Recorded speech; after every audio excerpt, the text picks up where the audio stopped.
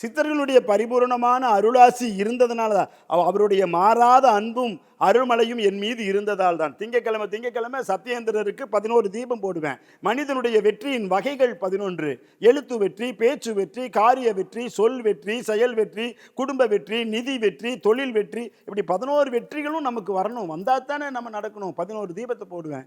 எல்லா விதத்திலும் உன்னுடைய அருள்மலை இருக்கணும்.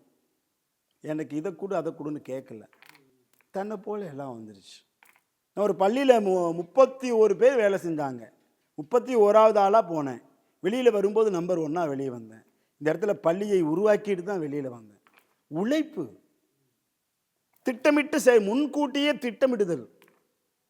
ஒரு மனிதன் நன்றாக உழைக்க வேண்டும். உழைப்பதற்கு முன்கூட்டி ப்ரீ பிளான் இல்லாத எந்த ஒரு செயலும் தோல்வியை தரும். இன்னொன்று, ஆஜ் கா காம் கல் பர் மத் சோடோ, இன்றைய வேலையை நாளை என்று இருந்தால் நாளைக்கும் இதே நிலைதான், நீ தோற்று போவாய். அப்பவே செய், அன்றே செய், அப்பொழுதே செய், வீரத்தோடு செய், திடசித்தத்தோடு செய், நம்பிக்கையோடு செய். வெற்றியை அறுவடை பண்ணலாம். வெற்றியை விதைச்சோம்னா வெற்றியை தான் அறுவடை பண்ணணும்.